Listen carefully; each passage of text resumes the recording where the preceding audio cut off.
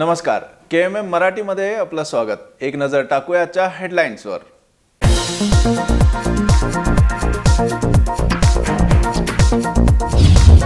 वंडूर गावात निगंपा आरेवाळीच्या क्रूर हत्येप्रकरणी 3 आरोपींना अटक, पत्नी निलंबानं दिली सुपारी।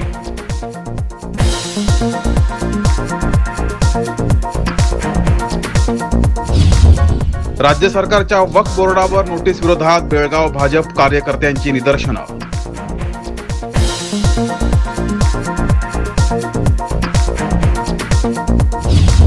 मी शेतकऱ्यांच्या बाजूने पुरस्कार सोहळा 22 डिसेंबरला बंगळुरू प्रेस क्लब येथे होणार आयोजन।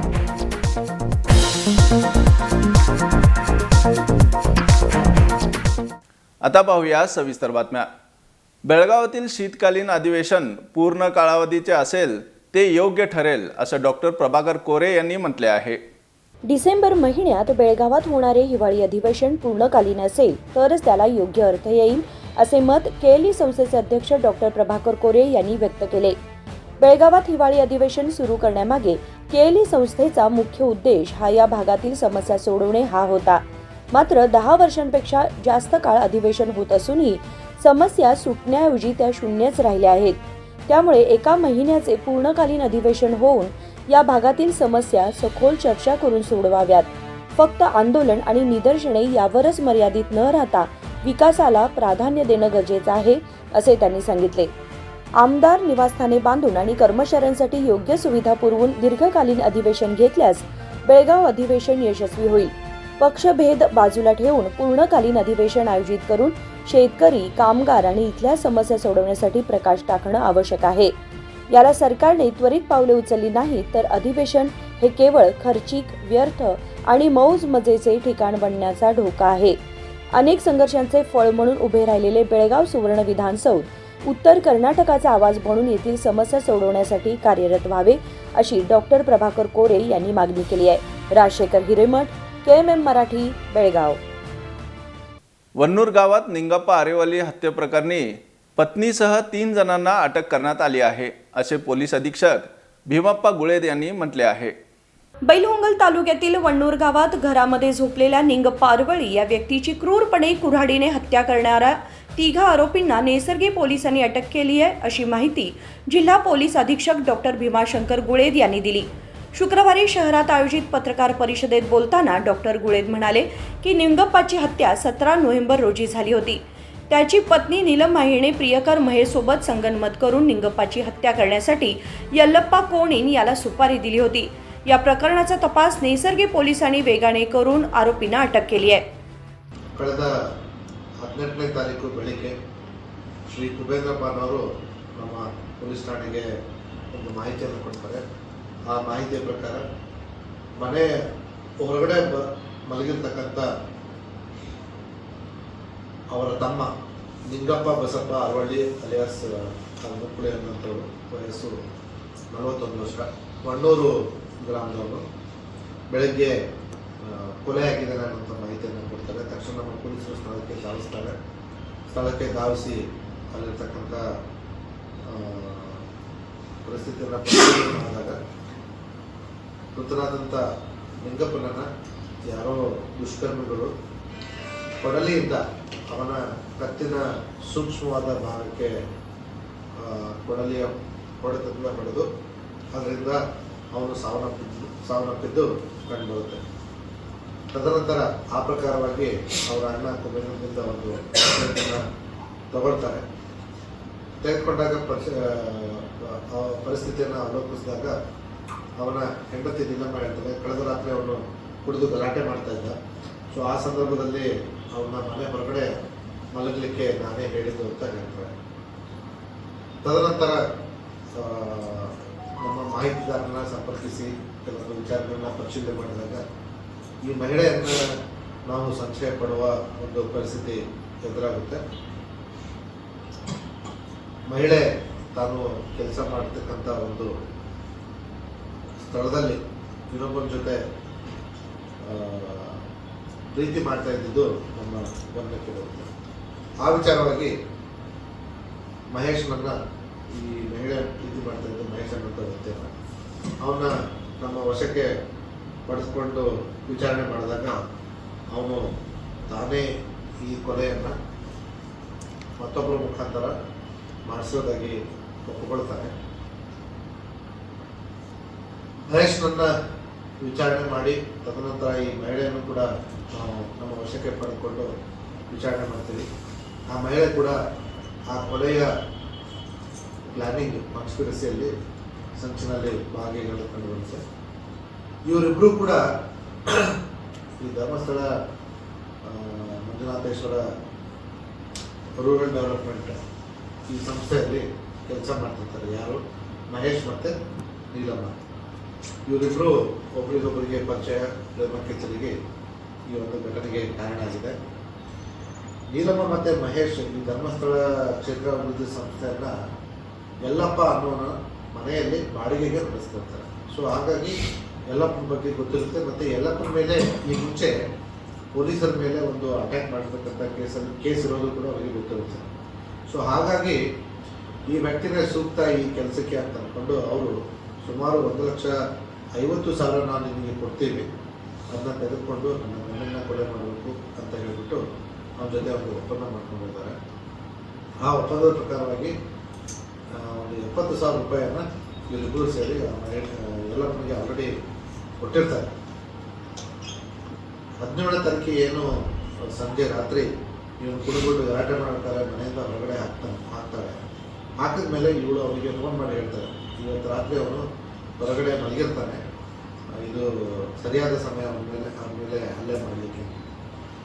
ಆ ಪ್ರಕಾರವಾಗಿ ಯಲ್ಲಪ್ಪ ಅವತ್ತು ರಾತ್ರಿ ಬಂದವನೇ ತನ್ನ ಜೊತೆ ಒಂದು ಕೊಡ್ಲಿಯನ್ನು ತೆಗೆದುಕೊಂಡು ಬಂದಿರ್ತಾನೆ. ಆ ಕೊಡ್ಲಿಯಿಂದ ಈ ಲಿಂಗಪ್ಪನ ಕತ್ತಿನ ಈ ಕೆಳಭಾಗದಲ್ಲಿ ಒಂದು ದೊಡ್ಡ ಮಾರಣಾಂತಿಕ ಹಲ್ಲೆಯನ್ನು ಮಾಡ್ತಾರೆ. ಆ ಹಲ್ಲೆಯಿಂದ ರಕ್ತಸ್ರಾವವಾಗಿ, ಯಾಕಂದರೆ ಇಲ್ಲಿಂದಲೇ ನಮ್ಮ ತಲೆ ದೇಹದ ಮೆದುಳಿನ ಭಾಗಕ್ಕೆ ರಕ್ತ ಸಂಚಾರ ಆಗುವಂಥದ್ದು, ಅದು ಕಟ್ಟಾಗಿ ಅದರಿಂದ ಲಿಂಗಪ್ಪ ಅಲ್ಲೇ ಸ್ಥಳದಲ್ಲೇ ಸಾವನ್ನು ತಪ್ತಾರೆ. ಈ ಒಂದು ಪ್ರಕರಣದಲ್ಲಿ ನಮ್ಮ ನೈಸರ್ಗಿಕ ಪೊಲೀಸರು, ವಿಶೇಷವಾಗಿ DSP ಬೈಲೊಂಗಲ್ ಮತ್ತು ನೈಸರ್ಗಿಕ ಇನ್ಸ್ಪೆಕ್ಟರ್ ಆದಂತಹ ರಾಘವ್ ನಾವಲ್ದ ಮತ್ತು ಅವರ ತಂಡದವರು ಬೆಳಗ್ಗೆ ನಮ್ಮ ಗಮನಕ್ಕೆ ಬಂದಿರತಕ್ಕಂಥದ್ದು ಸುಮಾರು 8:30ಗೆ. ರಾತ್ರಿ 8:30 ಒಳಗಡೆ 3 ಜನ ಆರೋಪಿಗಳನ್ನ ತಮ್ಮ ವಶಕ್ಕೆ ಪಡೆದುಕೊಂಡು ವಿಚಾರಣೆ ಮಾಡಿ ಒಂದು ತನಿಖೆಯನ್ನು ಒಂದು ಒಳ್ಳೆಯ ಹಂತಕ್ಕೆ ತಂದಿದ್ದಾರೆ. ಅವರಿಗೆ ನಮ್ಮ ಜಿಲ್ಲಾ ಪೊಲೀಸ್ ವತಿಯಿಂದ ಅಭಿನಂದನೆ ಸಲ್ಲಿಸ್ತಾರೆ. ಸರ್, ಮರ್ಡರ್ ದಿನ ಅವಳು ಅಲ್ಲೇ ಇರ್ತಾಳೆ, ತನಗೇನು ಗೊತ್ತಿಲ್ಲ ಅಂತ ಹೇಳಿ ನಾನು ಹೆಂಗೆ ಮಾಡಿದೆ? ಹೌದು, ಅವಳು ತನಗೆ ಯಾವುದೇ ವಿಚಾರ ಗೊತ್ತಿಲ್ಲ ಅನ್ನೋ ರೀತಿಯಲ್ಲಿ ನಟಿಸ್ತಾ ಇರ್ತಾಳೆ. ಯಾವಾಗ ನಮಗೆ ಮಹೇಶನ್ನ ಕರ್ಕೊಂಡ್ಬಂದು ವಿಚಾರಣೆ ಮಾಡ್ತೀವೋ ಆವಾಗ ಅವಳ ಪಾತ್ರ ಕ್ಲಿಯರ್ ಆಗುತ್ತೆ. ತದನಂತರ ಅವನು ನಮ್ಮ ವಶಕ್ಕೆ ಬರುತ್ತೆ. ಸರಿ, ಎಷ್ಟಕ್ಕೆ ಡೀಲ್ ಆಗಿರ್ತೀನಿ? 1.5 ಲಕ್ಷಕ್ಕೆ ಇದು ಡೀಲ್ ಆಗಿರ್ತದೆ. ಇದು 70,000 ಆಲ್ರೆಡಿ ಕೊಟ್ಟಿರ್ತಾರೆ. ಈ ವಿಚಾರವಾಗಿ ಇನ್ನು ಮುಂದಿದ್ದು ತನಿಖೆ ನಡೀತಾರೆ. ಪ್ಲಾನಿಂಗ್ ಸುಮಾರು 3-4 ತಿಂಗಳಿಗಿಂತ ಮುಂಚೆನೇ ಆಗಿರುತ್ತೆ. ಆ 3-4 ತಿಂಗಳ ಮುಂಚೆಯಿಂದ ಇವರು ಒಂದು ಅವಕಾಶಕ್ಕಾಗಿ ಕಾಯ್ತಾ ಇರ್ತಾರೆ. 3-4 ತಿಂಗಳ ಮುಂಚೆನೇ 70,000 ರೂಪಾಯಿನ ಕೊಟ್ಟಿರ್ತಾರೆ. ಮತ್ತೆ ಮರಳು ಆಗೋ ಸಂದರ್ಭದಲ್ಲಿ ಈ ಮಹಿಳೆ ತನ್ನ ಮನೆ ಹೊರಗಡೆ ಇರ್ತಾಳೆ. ಮಹೇಶ್ ಆ ಸ್ಥಳದಲ್ಲಿ ಇರೋದಿಲ್ಲ, ಕೇವಲ ಯಲ್ಲಪ್ಪ ಅವ್ನು ಮಾತ್ರ ಗುರುತವನ್ನು ಮಾತ್ರ ಬಂದ್ಬಿಟ್ಟು ಅಲ್ಲಿ ಹಲ್ಲೆಯನ್ನು ಮಾಡ್ತಾರೆ. ಸರಿ, ಯಲ್ಲಪ್ಪ ಅನ್ನೋರು ಅವನು ಮಾಜಿ ಪ್ರಿಯಕರ ಅಂತ ಹೌದಾ ಸರ್? ನಮಗೆ ಇದು ತನಿಖೆಯಲ್ಲಿ ಈ ವಿಚಾರ ಕಂಡು ಯಲ್ಲಪ್ಪ ರೌಡಿ ಶೀಟ್ ಇದ್ದಾನೆ. ಅವನ ಮೇಲೆ ನಾವು ಪ್ರತಿಬಂಧಕ ಕಾನೂನಿನ ಅಡಿಯಲ್ಲಿ ಆಲ್ರೆಡಿ 107 ಇನ್ವೋಕ್ ಮಾಡಿ ಅವನ ಮೇಲೆ ಬಾಂಡ್ ಓವರ್ ಕೂಡ ಮಾಡಿದ್ದೀವಿ. ಸೊ ಹಾಗಾಗಿ ಈಗ ಅವನ ಮೇಲೆ ಬೇರೆ ಬೇರೆ ಪ್ರಕರಣಗಳು ನಡೆಯುತ್ತವೆ. ಒಂದು, ಪ್ರತಿಬಂಧಕ ಕಾನೂನಿನ ಅಡಿಯಲ್ಲಿ ಅವನು ಬಾಂಡ್ ಓವರ್ ಆಗಿದ್ದ, ಆ ಬಾಂಡನ್ನು ಮುರಿದಿರೋದಕ್ಕೆ ಒಂದು ಪ್ರಕರಣ 116 CRPC ಅಡಿಯಲ್ಲಿ. ಜೊತೆಗೆ ಈಗಾಗಲೇ ಅವನು ಒಂದು 353 IPC ಅಡಿಯಲ್ಲಿ ಅವನ ಮೇಲೆ ಪ್ರಕರಣ ಇತ್ತು. ಆ ಪ್ರಕರಣದಲ್ಲಿ ಅವನು ಬೇಲ್ ಮೇಲೆ ಹೊರಗಡೆ ಬಂದಿದ್ದ. ಈಗಾಗಲೇ ನಾವು ಮಾನ್ಯ ನ್ಯಾಯಾಲಯಕ್ಕೆ ಈ ರೀತಿ ಇವನು ಬೇಲ್ ಕಂಡೀಷನ್, ಸಾಮಾನ್ಯವಾಗಿ ಯಾವುದೇ ಬೇಲನ್ನು ಕೊಡಬೇಕಾದ್ರೆ ಮುಂದೆ ಯಾವುದೇ ಪ್ರಕರಣದಲ್ಲಿ ಭಾಗಿಯಾಗಬಾರ್ದು ಅಂತ ಹೇಳಿ ಒಂದು ಕಂಡೀಷನ್ ಹಾಕಿ ಅವನ್ನ ಬೇಲ್ ಮೇಲೆ ಬಿಟ್ಟಿರ್ತಾರೆ. ಆ ಪ್ರಕರಣ ಕೂಡ ನಾವೀಗ ಆ ಪ್ರಕರಣದಲ್ಲಿ ಕೂಡ ನಾವು ಬೇಲ್ ಕ್ಯಾನ್ಸಲೇಷನ್ಗೆ ಮೂವ್ ಮಾಡಿದ್ದೀವಿ. ಮತ್ತೆ ಈಗಾಗಲೇ ಇವರು ರೌಡಿ ಶೀಟ್ ಇರೋದನ್ನು ಕೂಡ ಮಾನ್ಯ ನ್ಯಾಯಾಲಯದ ಗಮನಕ್ಕೆ ತೆಗೆದುಕೊಂಡಿದ್ದಾರೆ. ಗಂಡನಿಗೆ ಈ ವಿಚಾರ ಗೊತ್ತಿತ್ತ? ಸದ್ಯಕ್ಕಿನ ಪ್ರಕಾರ ನಮಗೆ ಆ ವಿಚಾರದಲ್ಲಿ ಸ್ಪಷ್ಟತೆ ಇಲ್ಲ. ನಾವು ತನಿಖೆಯನ್ನು ಮಾಡ್ತೇವೆ. ಅವ್ರು ಗೊತ್ತಾಗಿ ಆಗಿ ಕಿರಿಕಿರಿ ಮಾಡ್ತಾ ಇದ್ದಾರೆ, ಕಿರುಕುಳ ಮಾಡ್ತಾ ಇದ್ದಾರೆ. ಅದೇ ಆ ವಿಚಾರದಲ್ಲಿ ನಮಗೆ ಸ್ಪಷ್ಟತೆ ಇನ್ನೂ ಬರಬೇಕು. ಪ್ರಿಯಕರನ ಡೈರೆಕ್ಟ್ ಇನ್ವಾಲ್ವ್ಮೆಂಟ್ ಇದೆ ಸರ್. ಪ್ರಿಯಕರನ ಡೈರೆಕ್ಟ್ ಇನ್ವಾಲ್ವ್ಮೆಂಟ್ ಇದೆ. ಅವನು ಆ ಸ್ಥಳದಲ್ಲಿ ಇರದೇ ಇದ್ರೂ ಕೂಡ ಸಂಚು ಏನಿದೆಯಲ್ಲ, ಸಂಚಿನಲ್ಲಿ ಅವನು ಸಂಪೂರ್ಣವಾಗಿ ಭಾಗಿಯಾಗಿದ್ದ.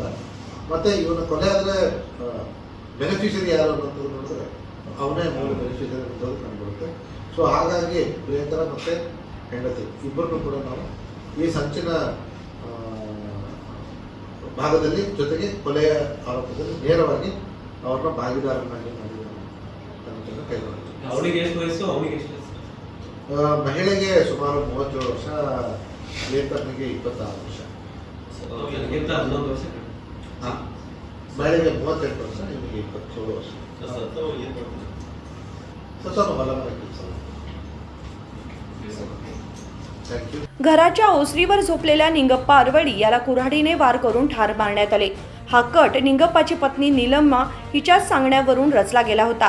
तिने वन्नूर गावातील युवक महेश गुळण्णवर सोबत मिळून शेजारच्या गावातील यल्लप्पाला सुपारी दिली होती अशी माहिती त्यांनी दिली. विनोद कोलकार, KMM मराठी, बेळगाव.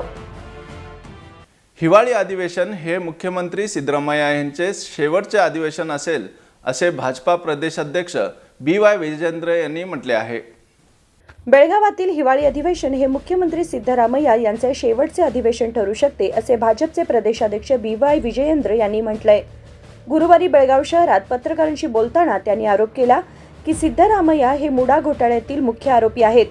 राज्यातील मुख्यमंत्रीपद लिलावासाठी उघड आहे आणि पुढे काय होणार हे आपण पाहू असे ते म्हणाले. ಯಾವ ರೀತಿ ತಯಾರು ನಡೆಸಿದ್ದಾರೆ?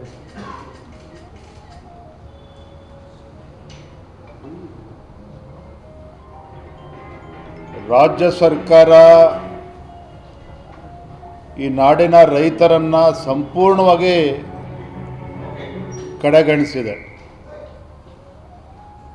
ರೈತರನ್ನ ಕಡೆಗಣಿಸೋದ್ರ ಅಷ್ಟೇ ಅಲ್ಲ, ಉತ್ತರ ಕರ್ನಾಟಕದ ಅಭಿವೃದ್ಧಿ ಬಗ್ಗೆನೂ ಕೂಡ ಸಂಪೂರ್ಣವಾಗಿ ನಿರ್ಲಕ್ಷಿಸಿದೆ. ಸರ್ಕಾರಕ್ಕೂ ಉತ್ತರ ಕರ್ನಾಟಕಕ್ಕೂ ಸಂಬಂಧನೇ ಇಲ್ಲ. ರಾಜ್ಯ ಸರ್ಕಾರಕ್ಕೂ ಕಿತ್ತೂರು ಕರ್ನಾಟಕಕ್ಕಾಗಲಿ ಕಲ್ಯಾಣ ಕರ್ನಾಟಕಕ್ಕಾಗಲಿ ಸಂಬಂಧನೇ ಇಲ್ಲ. ಕಾರಣ ಏನಪ್ಪ ಅಂತ ಹೇಳಿದ್ರೆ, ಅಭಿವೃದ್ಧಿ ಅಂತಕ್ಕಂಥದ್ದು ಏನೂ ಇಲ್ಲ ಸರ್ಕಾರ ಬಂದಾಗಿನಿಂದ. ಇದರ ಪರಿಣಾಮ ಏನಪ್ಪ ಅಂತ ಹೇಳಿದರೆ, ಆಡಳಿತ ಪಕ್ಷದ ಶಾಸಕರೇ ದುರ್ದೈವ, ಇದು ನಾವಿವತ್ತು ಶಾಸಕರಾಗಿ ಗೆದ್ದಿರ್ತಕ್ಕಂಥದ್ದು ದುರ್ದೈವ ಅಂಥೇಳಿ ಆಡಳಿತ ಪಕ್ಷದ ಶಾಸಕರು ಅಂತ ಹೇಳ್ತಾ ಇದ್ದಾರೆ. ಅಂದರೆ ಹಿಂದೆಂದೂ ಸಹ ಇಂಥ ಕೆಟ್ಟ ಪರಿಸ್ಥಿತಿ ರಾಜ್ಯಕ್ಕೆ ಒದಗಿ ಬಂದಿರಲಿಲ್ಲ. ಮುಖ್ಯಮಂತ್ರಿಗಳು ನೋಡಿದ್ರೆ ನಮಗೆ ಅಯ್ಯೋ ಅನಿಸ್ತದೆ. ಶಾಸಕರು ಮುಖ್ಯಮಂತ್ರಿಗಳನ್ನ ಭೇಟಿ ಮಾಡಿ ಅನುದಾನ ಕೇಳಬೇಕು ಅಂತ ಹೋದರೆ ಆ ಮುಖ್ಯಮಂತ್ರಿಗಳ ಪರಿಸ್ಥಿತಿ ನೋಡಿ ಅಯ್ಯೋ ಅನಿಸ್ತದೆ. ದುಡ್ಡೇ ಇಲ್ಲ ಸರ್ಕಾರದಲ್ಲಿ. ಹಣಕಾಸಿನ ನಿರ್ವಹಣೆಯಲ್ಲಿ ಸಂಪೂರ್ಣವಾಗಿ ಇವತ್ತು ಸೋತಿದ್ದಾರೆ ಸಿದ್ದರಾಮಯ್ಯನವರು. ಶಾಸಕರು ಇವತ್ತು ಅಸಹಾಯಕರಾಗಿದ್ದಾರೆ. ಯಾವ ಚುನಾಯಿತ ಪ್ರತಿನಿಧಿಗಳು ಶಾಸಕರು ಚುನಾವಣೆಯಲ್ಲಿ ಗೆದ್ದು ತಮ್ಮ ಕ್ಷೇತ್ರದ ಅಭಿವೃದ್ಧಿನ ಮಾಡಬೇಕು, ಆಸ್ಪತ್ರೆ, ರಸ್ತೆಗಳು, ಶಾಲಾ ಕೊಠಡಿಗಳನ್ನು ಕಟ್ಟಬೇಕು ಅಂತೇಳಿ ಭಾಳ ನಿರೀಕ್ಷೆ ಇಟ್ಕೊಂಡು ಶಾಸಕರಾಗಿ ಗೆದ್ದು ಬಂದಿರತಕ್ಕಂಥ, ಅದರಲ್ಲೂ ಕೂಡ ಮೊದಲ ಬಾರಿ ಗೆದ್ದು ಬಂದಿರತಕ್ಕಂಥ ಶಾಸಕರು ಒಂದು ರೀತಿ ನಿಸ್ಸಹಾಯಕರಾಗಿದ್ದಾರೆ, ಆಕ್ರೋಶಭರಿತರಾಗಿದ್ದಾರೆ. ಯಾಕೆಂದರೆ ಅವರ ಕ್ಷೇತ್ರಗಳಲ್ಲಿ ತಲೆ ಎತ್ಕೊಂಡು ಓಡೋದಕ್ಕೆ ಸಾಧ್ಯ ಆಗ್ತಾ ಇಲ್ಲ. ಹಾಗಾಗಿ ಇವೆಲ್ಲ ವಿಚಾರಗಳನ್ನು ಇಟ್ಕೊಂಡು ಉತ್ತರ ಕರ್ನಾಟಕಕ್ಕೇನು ರಾಜ್ಯ ಸರ್ಕಾರ ಅನ್ಯಾಯ ಮಾಡ್ತಾ ಇದೆ, ಶಾಸಕರಿಗೆ ತಮ್ಮ ಕ್ಷೇತ್ರಗಳಿಗೆ ಅನುದಾನವನ್ನು ಕೊಡದೇ ಯಾವ ರೀತಿ ಅನ್ಯಾಯ ಮಾಡ್ತಾ ಇದೆ, ವಕ್ಫ್ ವಿಚಾರದಲ್ಲಿ ಯಾವ ರೀತಿ ಇವತ್ತು ರೈತರನ್ನು ಬೀದಿಗೆ ತರ್ತಕ್ಕಂಥ ಕೆಲಸ ಮಾಡಿದ್ದಾರೆ. ರೈತರು ಇವತ್ತು ಆತಂಕದಲ್ಲಿದ್ದಾರೆ. ಇವತ್ತು ಮತ್ತೊಂದು ಕಡೆ BPL ಕಾರ್ಡನ್ನು ಕಿತ್ಕೊಳ್ತಕ್ಕಂಥ ಕೆಲಸ ಏನು ಮಾಡ್ತಾ ಇದ್ದಾರೆ. ಇವೆಲ್ಲ ವಿಚಾರವನ್ನು ಇಟ್ಕೊಂಡು ಈ ಬಂಡ ಸರ್ಕಾರಕ್ಕೆ ಒಂದು ತಕ್ಕ ಪಾಠವನ್ನು ಕಲಿಸಬೇಕು. ಹಾದಿ ತಪ್ಪಿರ್ತಕ್ಕಂಥ ರಾಜ್ಯ ಸರ್ಕಾರವನ್ನು ವಾಪಸ್ಸು ಸರಿದಾರಿಯಲ್ಲಿ ಹೋಗಬೇಕು, ಅಭಿವೃದ್ಧಿ ಆಗಬೇಕು. ಈ ನಿಟ್ಟಿನಲ್ಲಿ ಭಾರತೀಯ ಜನತಾ ಪಾರ್ಟಿ ಹಾಗೂ JDS ಎರಡೂ ಪಕ್ಷಗಳು ಒಟ್ಟಾಗಿ ಕೂತು ನಾವು ಸಮಾಲೋಚನೆ ಮಾಡಿ ನಾವು ತಂತ್ರಗಾರಿಕೆಯನ್ನು ಮಾಡ್ತೇವೆ. ಸರಿ, ಏಕಾಏಕಿ ದಿಢೀರ್ ಅಂತ ಬೆಳಗಾವಿಗೆ ಇವತ್ತು ಬಂದಿರಲಿಕ್ಕೆ ಏನು ತಂತ್ರಗಾರಿಕೆ ರೂಪಿಸಲಿಕ್ಕೆ ಬಂದಿದ್ರಾ ಅಥವಾ ಏನು ಕಾರಣ ಬೇರೆ? ಹುಬ್ಬಳ್ಳಿನಲ್ಲಿ ಕಾರ್ಯಕ್ರಮ ಇತ್ತು, ಕಾರ್ಯಕ್ರಮನ ಮುಗಿಸ್ಕೊಂಡು ಧಾರ್ಮಿಕ ಕಾರ್ಯಕ್ರಮನ ಮುಗಿಸ್ಕೊಂಡು ಬೆಳಗಾವಿಗೆ ಬಂದಿದ್ದೇನೆ.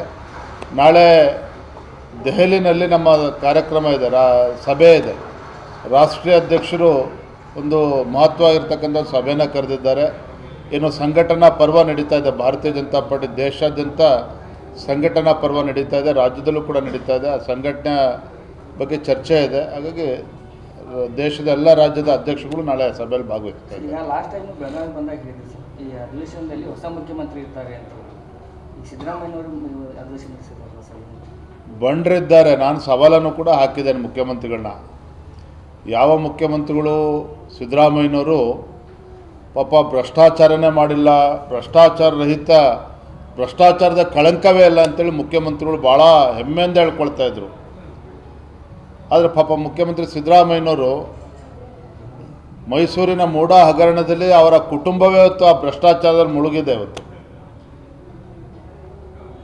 ಸಿದ್ದರಾಮಯ್ಯನವರು ಕೇವಲ ಮುಖ್ಯಮಂತ್ರಿಗಳು ಅಷ್ಟೇ ಅಲ್ಲ, ಹಿ ಈಸ್ ಆರೋಪಿ ನಂಬರ್ 1 ರಾಜ್ಯದ ಮುಖ್ಯಮಂತ್ರಿ ಸಿದ್ದರಾಮಯ್ಯನವರು.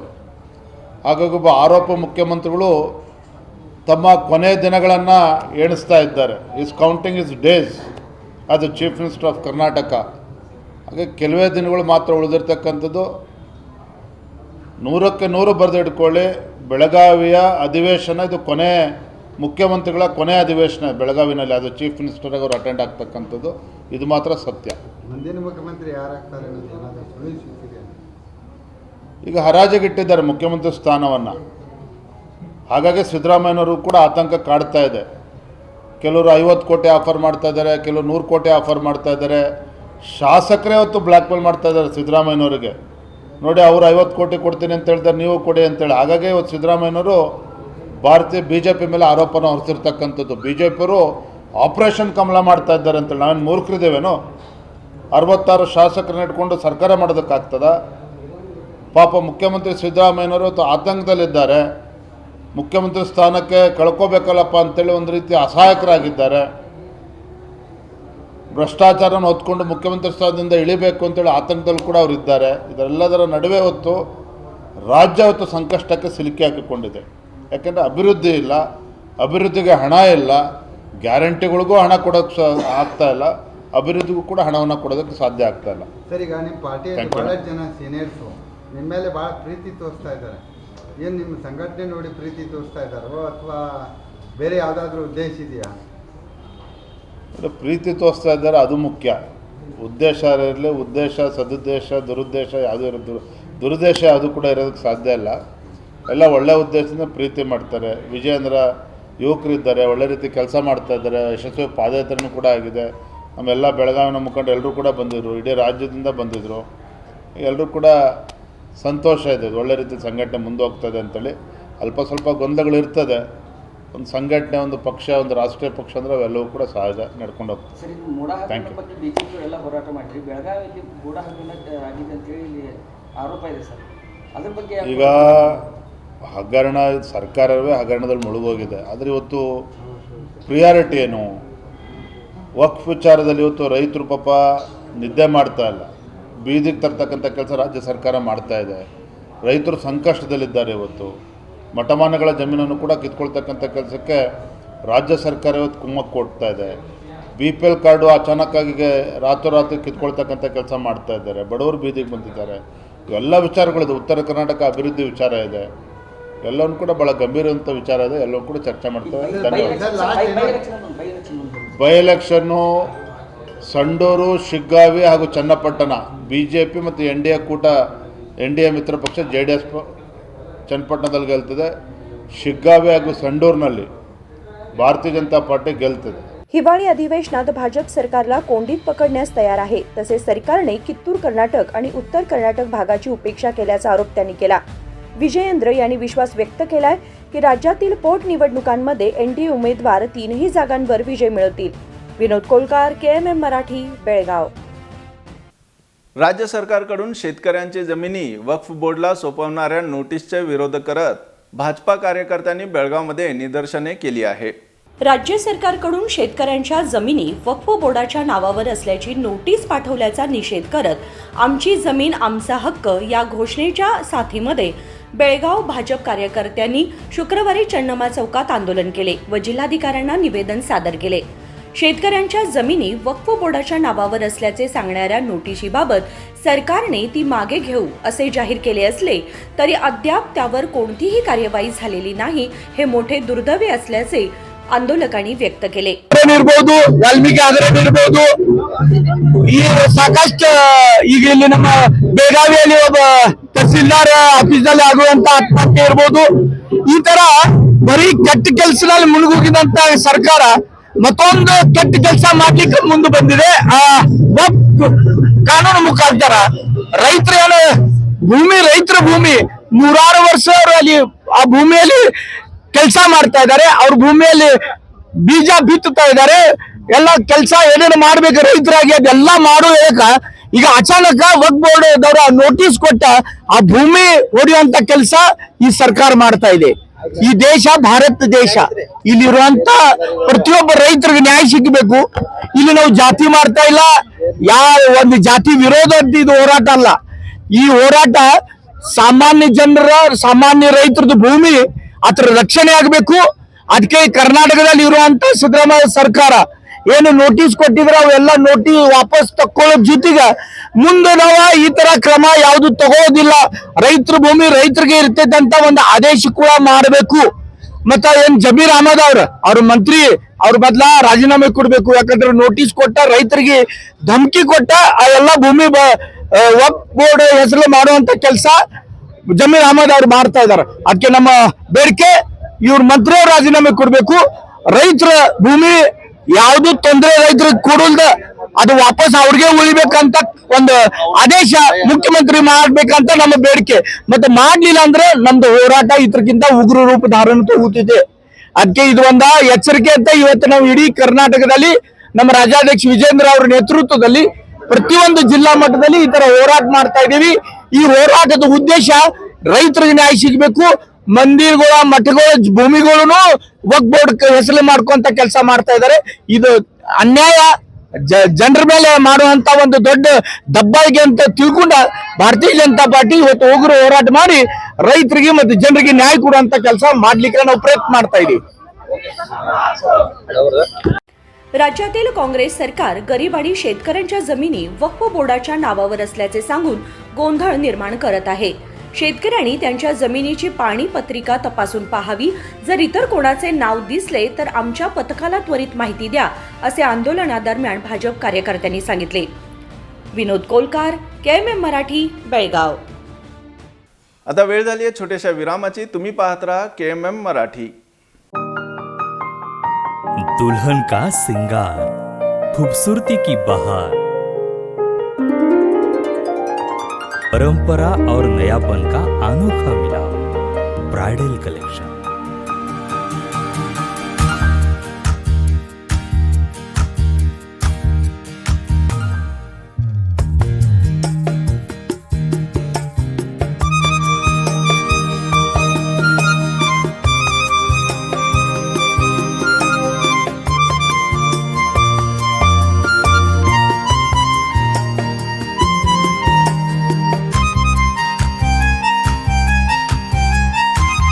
दुल्हन की खूबसूरती में चार चांद लगाने वाली ब्राइडल कलेक्शन की विशाल रेंज.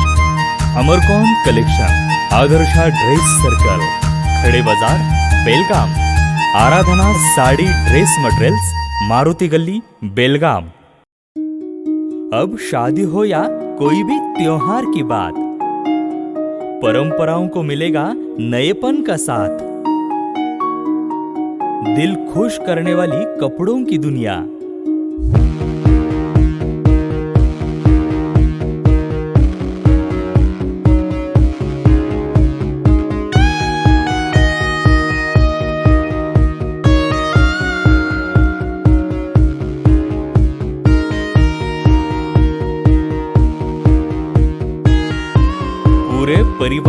कपड़े खरीदो अब एक ही छत के नीचे। Aradhana sari and dress materials and readymades, Maruti Galli, Belgaum. Sari हर महिलाओं को लुभाने वाली बात। साड़ी तहजीब दिखाती, साड़ी परंपरा संभालती।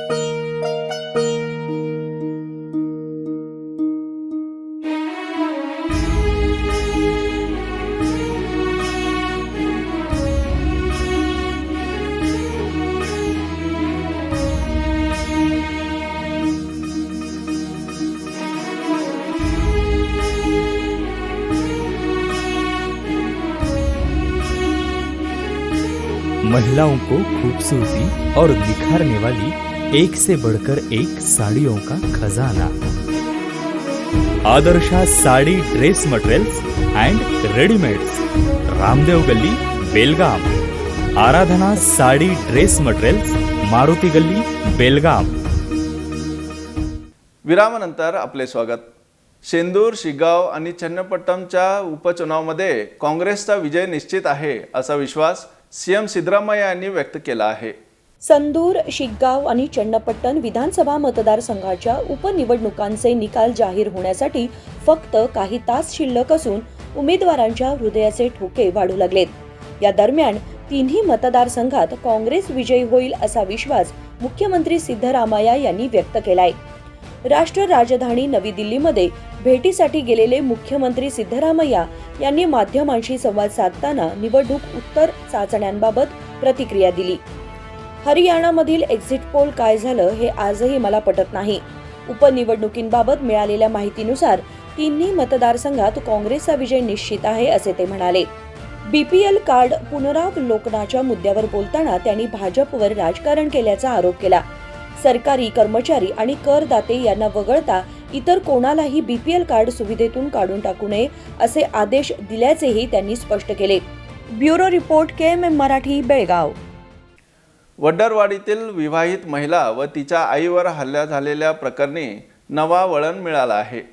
11 वर्षीय मुलाने माळमर्ती पोलीस ठाण्यात तक्रार दाखल केली आहे। बेळगाव येथील वडरवाडीत विवाहित महिलेवर आणि तिच्या आईवर हल्ला करून कपडे फाडल्याच्या प्रकरणाला नवीन वळण मिळालं आहे।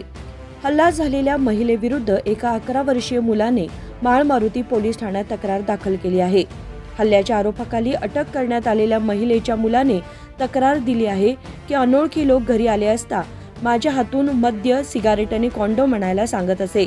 हे विचारायला गेल्यावर माझ्या आईसोबत वाद घालून आमच्याच विरोधात तक्रार करून आम्हाला तुरुंगात पाठवलं आहे। मला न्याय द्या असं त्याने तक्रारीत नमूद केलंय। राजशेखर हिरेमठ, KMM मराठी, बेळगाव। शुक्रवारी पहाटे खानापूर तालुक्यातील घाटगोळी आणि राजनकोडी या गावात हत्तीचा वावर दिसल्याने शेतकऱ्यांमध्ये भीतीचं वातावरण पसरलं आहे। खानापूर तालुक्यातील घोटगाळी रंजनकुडी रस्त्यावर शुक्रवारी पहाटे वन्य हत्ती दिसून आल्याने ग्रामस्थांमध्ये भीतीचं वातावरण निर्माण झालं आहे। रंजनकुडी रस्त्याच्या कडेला असलेल्या दिनेश जाधव यांच्या शेतात भाताची कापणी करत असलेल्या मजुरांनी हत्तीला पाहून घाबरून पळ काढला। त्वरित स्थानिकांनी घोटगाळी वन विभागाच्या अधिकाऱ्यांना माहिती दिली। माहिती मिळताच घोटगाळी वन विभागाचे कर्मचारी आणि नागरिकांच्या मदतीने अभियान राबवून हत्तीला पुन्हा जंगलाकडे पाठवण्यात आले। मात्र या भागातील शेतकऱ्यांमध्ये हत्ती पुन्हा शेतात येऊन पिकांचं नुकसान करतील अशी भीती आहे। त्यामुळे वन विभागाने या विषयाकडे गांभीर्याने लक्ष द्यावे अशी मागणी ग्रामस्थांनी केली। राजशेखर हिरेमठ, KMM मराठी, बेळगाव। राज्यातील शेतकऱ्यांना प्रोत्साहन देण्यासाठी 22 डिसेंबर रोजी बेंगलोरच्या प्रेस क्लब सभागृहामध्ये मी शेतकऱ्यांच्या बाजूने हा पुरस्कार प्रदान करण्यात येणार आहे। राज्यातील शेतकऱ्यांना प्रोत्साहन देण्यासाठी 22 डिसेंबर रोजी बेंगळूरच्या प्रेस क्लब सभागृहात मी शेतकऱ्यांच्या बाजूने उभा आहे हा सन्मान 25 जिल्ह्यातील शेतकऱ्यांना प्रदान केला जाणार आहे अशी माहिती भूमी संस्थेचे संचालक रघुनंदन यांनी दिली। शुक्रवारी बेळगाव शहरातील कन्नड साहित्य भवनात आयोजित पत्रकार परिषदेत ते बोलत होते। ನಮಸ್ಕಾರ, ಇಲ್ಲಿ ಸೇರಿರುವಂಥ ಎಲ್ಲ ಪತ್ರಕರ್ತರಿಗೂ ನಮಸ್ಕಾರ। ಐ ಸಪೋರ್ಟ್ ಫಾರ್ಮ್ ಹತ್ರ ನಾನು ರೈತರ ಪರ ನಿಲ್ಲುತ್ತೇನೆ ಕಾರ್ಯಕ್ರಮ ಏನಿದೆ ಇದನ್ನು ನಾವು 3 ಸಮಸ್ಯೆಗಳನ್ನು ಎದುರಿಸಲಿ ಅಥವಾ ಬದಲಾಯಿಸಬೇಕು ಅನ್ನೋ ದೃಷ್ಟಿಯಿಂದ ಮಾಡ್ತಾ ಇದ್ದೀವಿ। ಮೊದಲನೇದು, ಇವತ್ತು ನಮ್ಮ 145 ಕೋಟಿ ಜನ ಇದ್ದೇವೆ. ನಮ್ಮ ಆಹಾರ ಕೊರತೆ ಹೆಚ್ಚಾಗ್ತಾ ಇದೆ ದಿನಕ್ಕೆ. ಆದರೆ ಈ ಕಡೆ ರೈತರ ಸಂಖ್ಯೆ ಕ್ಷೀಣಿಸ್ತಾ ಇದೆ. ಈ ಒಂದು ನಿಟ್ಟಿನಲ್ಲಿ ರೈತರಿಗೆ ಇಲ್ಲಿ ಲಾಭ ಬರದೇ ಇರೋದು ಕಾರಣ ಆಗಿದೆ. ಅವರ ವ್ಯಾಪ್ತಿ ಬಿಟ್ಟು ಬೇರೆ ಕಡೆ ಅವ್ರು ಏನು ಬೆಳೀತಾ ಇದ್ದಾರೆ ಗೊತ್ತಿಲ್ಲದೆ ಇರೋ ಕಾರಣದಿಂದ ಹೆಚ್ಚಾಗಿ ಅವರಿಗೆ ಲಾಭ ಮಾಡುವಂಥ ಅವಕಾಶ ಕಲ್ಪಿಸ್ತಾ ಇಲ್ಲ. ಎರಡನೇದು, ಇವತ್ತಿನ ದಿವಸ ಕೃಷಿ ಅಂದರೆ ಹೆಂಗಾಗಿದೆ ಅಂದರೆ ಇದನ್ನು ಮುಂದಿನ ಪೀಳಿಗೆಯವರು ಇದನ್ನು ಮುಂದುವರಿಸಬೇಕು ಅನ್ನೋ ಒಂದು ಉದ್ದೇಶನೇ ಬಿಟ್ಬಿಡ್ತಾ ಇದ್ದಾರೆ. ಯಾಕೆ ಅಂದರೆ ಇದು ಇನ್ನೆಷ್ಟು ಲಾಭದಾಯಕ ಇಲ್ಲ ಅನ್ನೋ ಒಂದು ಪರಿಸ್ಥಿತಿ ಬಂದಿದೆ. ಇದನ್ನು ಲಾಭದಾಯಕ ಮಾಡಿ ಮುಂದಿನ ಪೀಳಿಗೆಯವರು ಕೃಷಿ ಅನ್ನೋದನ್ನು ತಮ್ಮ ಒಂದು ವೃತ್ತಿಯಾಗಿ ತಗೋಬೇಕು ಅನ್ನೋ ಉದ್ದೇಶ. ಮೂರನೇದು, ಇವತ್ತಿನ ದಿವಸ ರೈತನ ಸ್ಥಾನಮಾನ ಅಥವಾ ಗೌರವ ತುಂಬ ಕಡಿಮೆ ಆಗುತ್ತೆ. ಇದನ್ನು ನಾವು ಹೆಚ್ಚಿಸಬೇಕು ಅಂದರೆ ಒಬ್ಬ ರೈತನಿಗೆ ಯಾವ ಥರ ಒಬ್ಬ ಸೆಲೆಬ್ರಿಟಿ ಸ್ಟೇಟಸ್ ಅಂತ ಕೊಡಬೇಕು, ಅವನು ಒಬ್ಬ ಮುಖ್ಯವಾದ ಅಂಗಾಂಗ ಈ ಸಮಾಜಕ್ಕೆ. ಅವನಿಲ್ಲ ಅಂದರೆ ಆಹಾರನೇ ಇಲ್ಲ ಅನ್ನೋದನ್ನು ನಾವು ನಗರ ಮತ್ತು ಪಟ್ಟಣ ಮತ್ತು ಇಡೀ ಸಮಾಜದಲ್ಲಿ ಅದನ್ನು ತಂದು ಅದಕ್ಕೆ ಆ ನಿಟ್ಟಿನಲ್ಲಿ ನಾವು ಕೆಲಸ ಮಾಡಬೇಕು ಅಂತಿದ್ದೀವಿ. ಈ ಮೂರನ್ನು ನಾವು ಯಾವ ರೀತಿಯಾಗಿ ಸಮಸ್ಯೆನ ಒಂದೊಂದೇ ಹಂತದಲ್ಲಿ, ಅಂದರೆ ನಾವು ಇಷ್ಟು ದೊಡ್ಡ ದೇಶದಲ್ಲಿ ನಾವು ಎಲ್ಲನೂ ಒಂದೇ ಬಗೆಹರಿಸೋಕ್ಕಾಗಲ್ಲ. ಮೊದಲನೇದಾಗಿ ನಮ್ಮ ವೇದಿಕೆಯಿಂದ ಎಲ್ಲ ಸಣ್ಣ, ಅತಿ ಸಣ್ಣ, ಇವನ್ 10 ಗುಂಟೆ ಇರುವಂಥ ರೈತರು ಕೂಡ ನಮ್ಮ ವೇದಿಕೆಯಲ್ಲಿ ಡಿಜಿಟಲ್ ಸ್ಪೇಸಿಗೆ ತೊಗೊಂಡ್ಬಂದು ಅವ್ರು ಏನು ಬೆಳೀತಾ ಇದ್ದಾರೆ, ಅವ್ರು ಯಾವ ರೈತ, ಯಾವ ಊರಲ್ಲಿದ್ದಾರೆ ಅನ್ನೋದನ್ನು ನಾವು ಪ್ರತಿಯೊಬ್ಬರಿಗೂ ಪರಿಚಯ ಮಾಡಿಕೊಡ್ಬೇಕು. ಇದರಿಂದ ಏನಾಗುತ್ತೆ, ಅವರ ವ್ಯಾಪ್ತಿ ಬಿಟ್ಟು ಬೇರೆ ವ್ಯಾಪ್ತಿಗಿರುವಂಥ ಕೊಂಡ್ಕೊಳ್ಳೋರಾಗಲಿ ಮಾರೋರಾಗಲಿ ಅವರಿಗೆ ಸಂಪರ್ಕಕ್ಕೆ ಬರ್ತಾರೆ. ಹಾಗಾಗಿ ಆಯ್ಕೆ ಜಾಸ್ತಿಯಾಗಿ ಅವರಿಗೆ ಹೆಚ್ಚು ಹಣ ಗಳಿಸುವಂಥ ಅವಕಾಶ ಆಗುತ್ತೆ.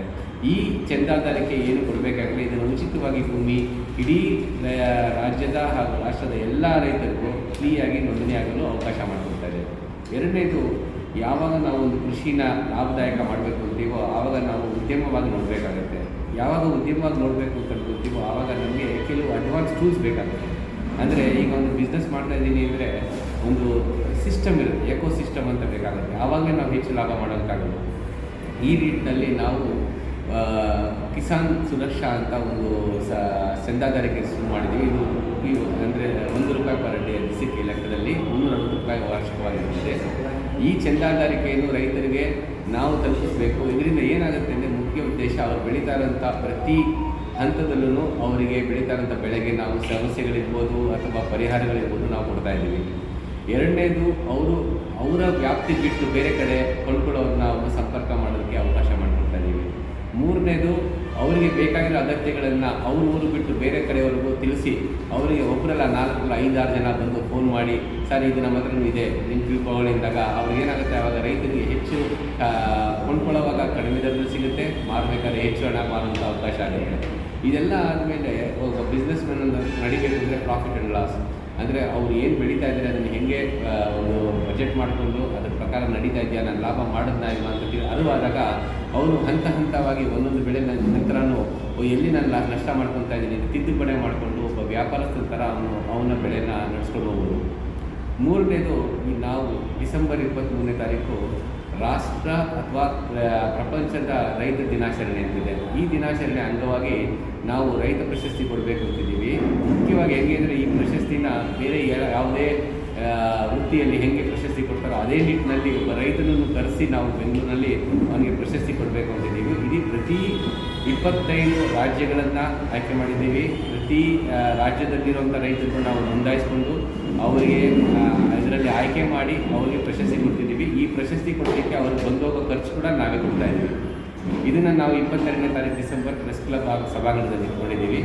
ನೀವೆಲ್ಲರೂ ರೈತರು ಕೂಡ ಬಂದು ಆ ಪ್ರಶಸ್ತಿಯನ್ನು ತಗೊಂಡು ಹೋಗಬೇಕು ಅನ್ನೋದು ನಮ್ಮ ಉದ್ದೇಶ. ಇದೆಲ್ಲ ಆದಮೇಲೆ ಈಗ ನಗರ ಪಟ್ಟಣದವರಿಗೆ ರೈತರ ಸಮಸ್ಯೆಗಳನ್ನ ಬರೀ ಪೇಪರ್ ನೋಡ್ತಾ ಇರ್ತಾರೆ, ಅವ್ರಿಗೆ ಏನು ಗೊತ್ತಾಗಲ್ಲ. ಅವರು ಕೂಡ ಎಷ್ಟೋ ಸಲ ರೈತರ ಜೊತೆ ಸ್ಪಂದಿಸಬೇಕು ಅಂತಾರೆ, ಆ ಸ್ಪಂದಿಸೋಕ್ಕೆ ಅವ್ರಿಗೆ ಅವಕಾಶ ಕೊಡಲ್ಲ. ಸೊ ನಾವೇನು ಮಾಡಿದ್ದೀವಿ, ಈಗಾಗಲೇ ರೈತರಿಂದ ನೇರವಾಗಿ ಕೊಂಡ್ಕೊಂಡು ಬೆಂಗಳೂರಲ್ಲಿ ಒಂದು 45 ಅಂಗಡಿಗಳಿಗೆ, ಅಂದರೆ ಆಲ್ರೆಡಿ ಇರುವಂಥ ಎಕ್ಸಿಸ್ಟಿಂಗ್ ತರಕಾರಿ ಮತ್ತು ಹಣ್ಣು ಅಂಗಡಿಗಳಿಗೆ ನೇರವಾಗಿ ಕೊಟ್ಟು ಈಗ ಅಲ್ಲಿರುವಂಥ ಅರ್ಬನ್ ಕಸ್ಟಮರ್ಸ್ ಯಾರಿದ್ದಾರೆ ಅದನ್ನು ಕೊಂಡ್ಕೊಳ್ತಾ ಇದ್ದಾರೆ. ಅವರಲ್ಲಿ ಕೊಂಡ್ಕೊಂಡಾಗೆಲ್ಲ ನಾವೇ ಹೇಳ್ತೀವಿ, ನಿಮ್ಗೆ ಗೊತ್ತಿಲ್ಲದೆ ನೀವು ನೇರವಾಗಿ ರೈತರಿಗೆ ಸಹಾಯ ಮಾಡ್ತಾ ಇದ್ದೀರಾ ಅಂತ ಹೇಳಿದ್ವಿ. ನೆಕ್ಸ್ಟ್ ನಿಟ್ಟಿನಲ್ಲಿ ಏನು ಮಾಡ್ತಾ ಇದ್ದೀವಿ ಅಂದರೆ ಅವರಿಗೆ ಕೊಂಡ್ಕೊಳ್ಳೋಂಥ ಅವಕಾಶನ ಜಾಸ್ತಿ ಮಾಡಿ ರೈತರಿಂದ ಕೊಂಡ್ಕೊಳ್ಳೋಂಥ ಅವಕಾಶ ಜಾಸ್ತಿ ಮಾಡ್ತಾ ಇದ್ವಿ. ಅದೇ ರೀತಿ ₹360 ಏನು ಚಂದಾದಾರಿಕೆ ಇದೆ ಅದನ್ನು ನಾವು ಯಾವ ರೈತರಿಗೆ ಅವ್ರಿಗೆ ಇಷ್ಟವಾದ ರೈತರಲ್ಲಿ ಅವ್ರ ಊರಿನಲ್ಲಿ ನೋಡಿಕೊಂಡು ಅವರಿಗೆ ಚಂದಾದಾರಿಕೆಯನ್ನು ಅವರು ಸ್ಪಾನ್ಸರ್ ಮಾಡ್ಬೋದು. ಇದರಿಂದ ರೈತ ಒಬ್ಬ ಸಾಮಾನ್ಯ ರೈತರಿಂದ ಉದ್ಯಮಿ ಕಡೆ ಅವನು ಮುಂದೂಡಬೇಕು ಅನ್ನೋದೇ ಈ ಭೂಮಿ ಸಂಸ್ಥೆ ಹಾಗೂ ಸೇಕ್ರೆಡ್ ಟ್ರಸ್ಟ್ನ ಉದ್ದೇಶ ಹಾಗೂ ಈ ಐ ಸಪೋರ್ಟ್ ಫಾರ್ಮರ್ನ ಕಾರ್ಯಕ್ರಮದ ಮೂಲ ಉದ್ದೇಶ. 23 डिसेंबर रोजी जागतिक शेतकरी दिनाच्या निमित्ताने राज्यातील 25 जिल्ह्यातील सुमारे 300 शेतकऱ्यांना पुरस्कार प्रदान केले जातील. राज्याच्या विविध भागातील शेतकऱ्यांसाठी प्रवास भत्ता, भोजन आणि निवासाची सोय करण्यात आली असल्याचेही त्यांनी सांगितले. विनोद कोलकार, KMM मराठी, बेळगाव. आता पुन्हा एकदा वेळ झाली आहे छोट्याशा विरामाची. तुम्ही पाहत राहा KMM मराठी.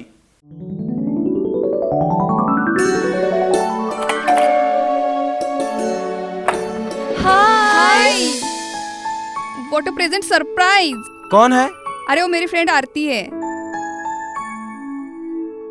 तेरी शादी तो अटेंड नहीं कर पाई, लेकिन सोचा मिल लूं. वैसे जीत कहाँ है? वो अंदर है, बैठो ना.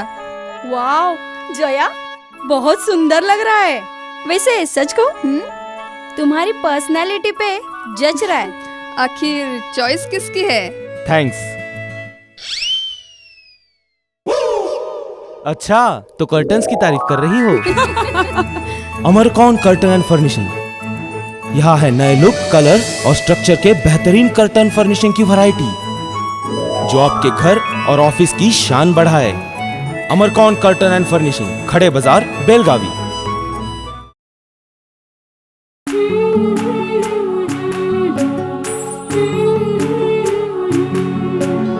थोड़ी सी महकी, थोड़ी सी बहकी, रुत अनोखी है. हल्के हल्के दिल में हलचल जो मचलती है. ये कैसा है समा, ये प्यार सा एहसास है. ये किसकी पलकों में है, तस्वीरें कैसी नुमाइश है. आराधना, मारुति गली, बेळगाव. वस्त्रों का संगम, सुंदर सलोना, मन भाई आराधना.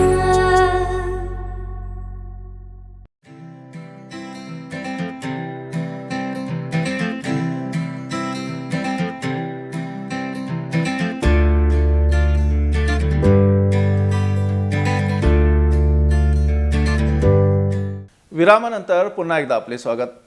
निप्पाणी तालुक्यातील कसनाळ गावात गॅस्ट्रोच्या साथीने थैमान घातला असून 52 वर्षीय पांडुरंग पाटील यांचा निधन झाला आहे.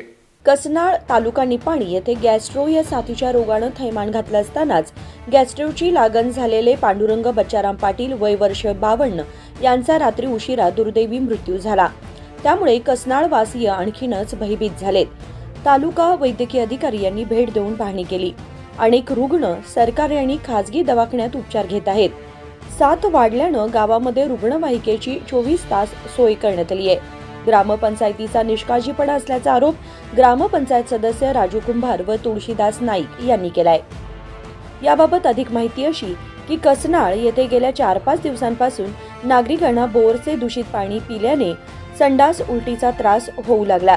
सुरुवातीला 2-3 गॅस्ट्रोची लागण झाली होती, पण 4 दिवसात हा आकडा वाढून गावभर गॅस्ट्रोने घेरल्यानं अनेकांचा जीव धोक्यात आलाय.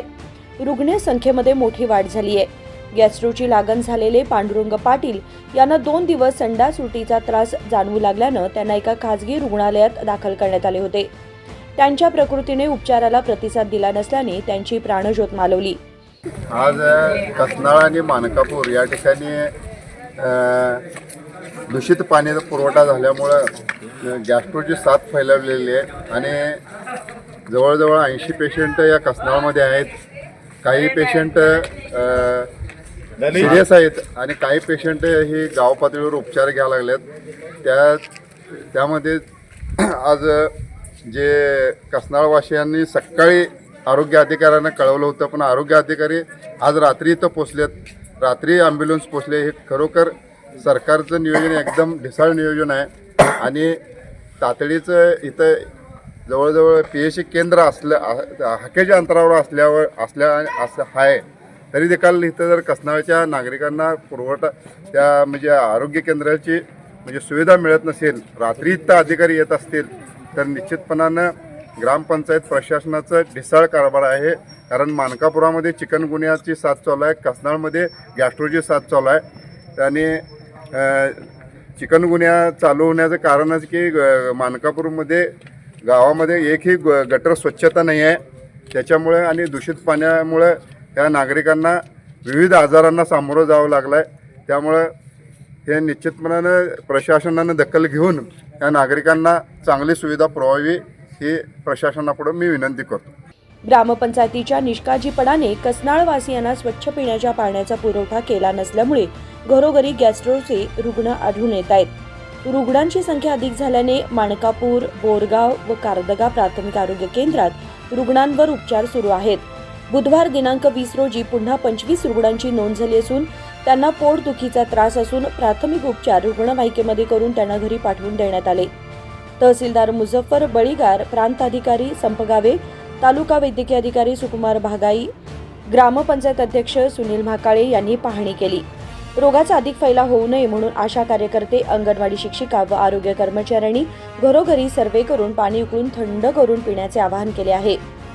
शिवाजी भोरे, KMM मराठी, निपाणी.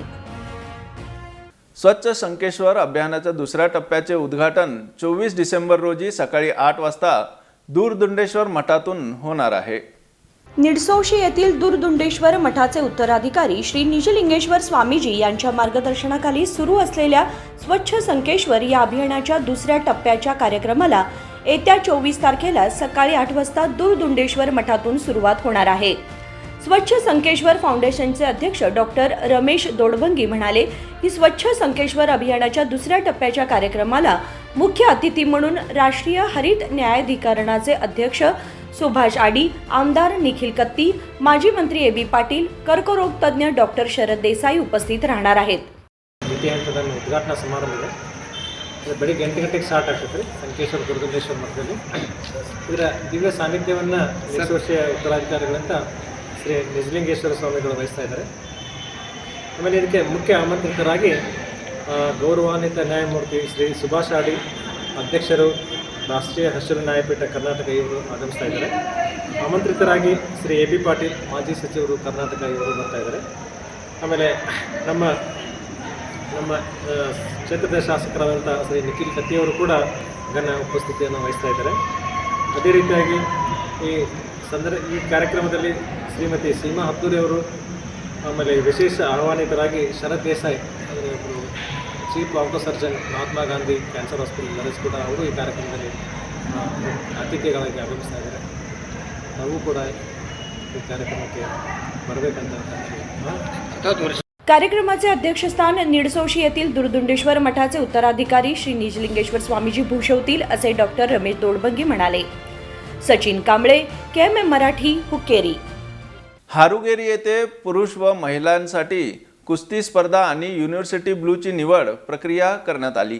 प्रतिष्ठित शिक्षण संस्थेने संचालित शिक्षण प्रसारक मंडळ रायबाग, कला, विज्ञान, वाणिज्य महाविद्यालय, पदव्युत्तर अभ्यास केंद्र हारुगेरी तसेच राणी चन्नम्मा विद्यापीठ बेळगाव यांच्या संयुक्त विद्यमाने आयोजित एक विभागीय आंतर महाविद्यालयीन पुरुष व महिला कुस्ती स्पर्धा आणि विद्यापीठ ब्ल्यू संघ निवड 2024-25 साठी कुस्ती सामने हारुगेरीतील अबाजी क्रीडांगणात पार पडले.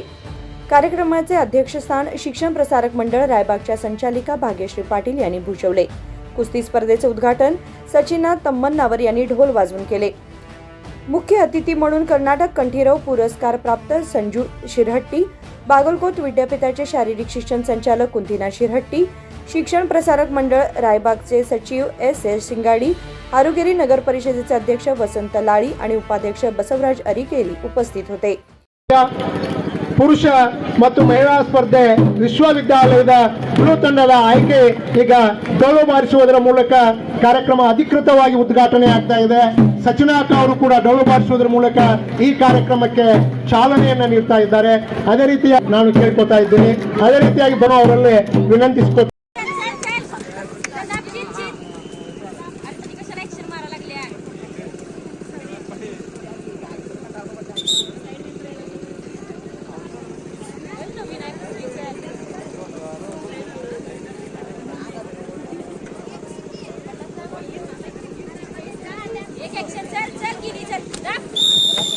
ಈ ಒಂದು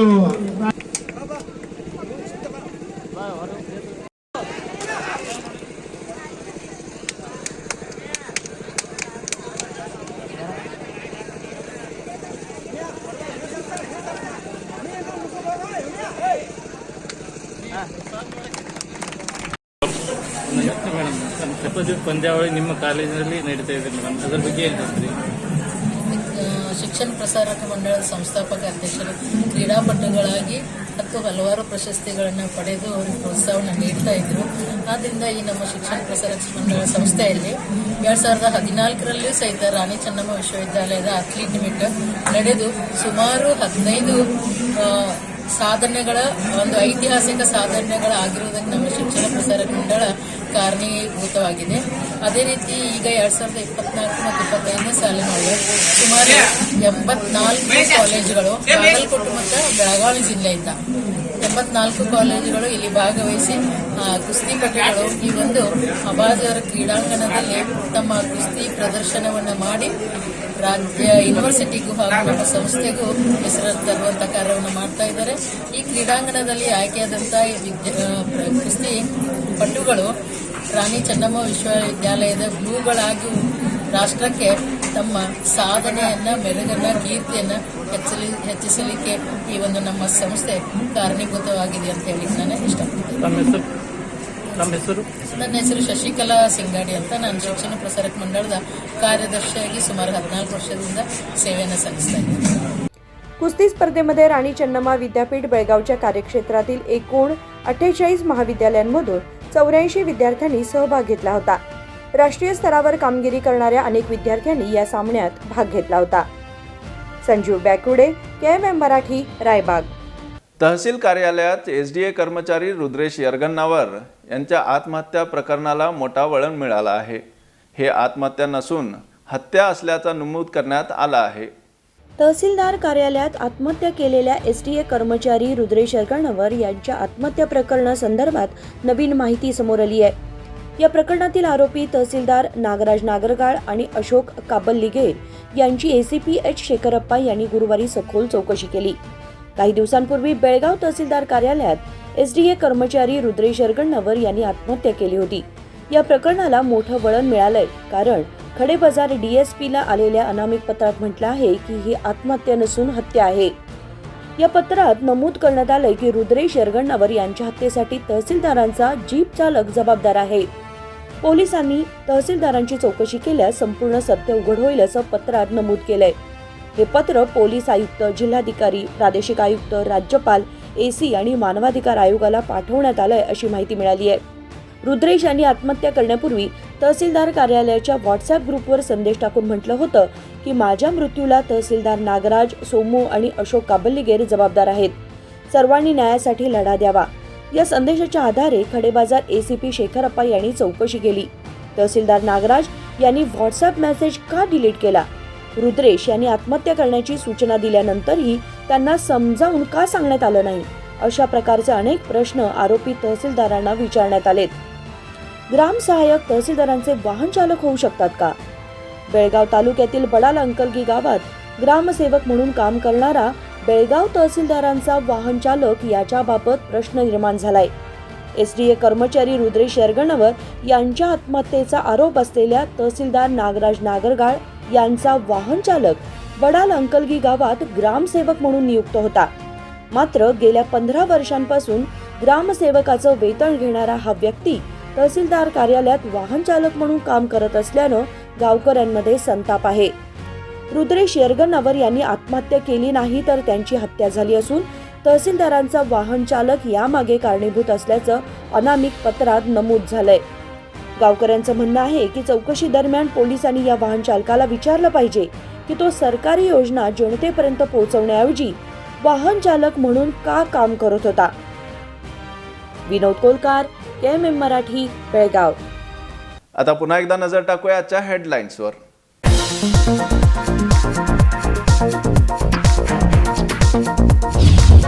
वंडूर गावात निगंपा आरेवाळीच्या क्रूर हत्येप्रकरणी 3 आरोपींना अटक. पत्नी निलंबानं दिली सुपारी.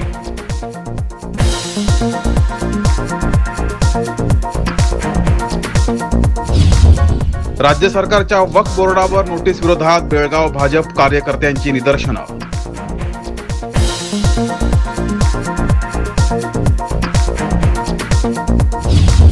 मी शेतकऱ्यांच्या बाजूने पुरस्कार सोहळा 22 डिसेंबरला बंगळुरू प्रेस क्लब येथे होणार आयोजन.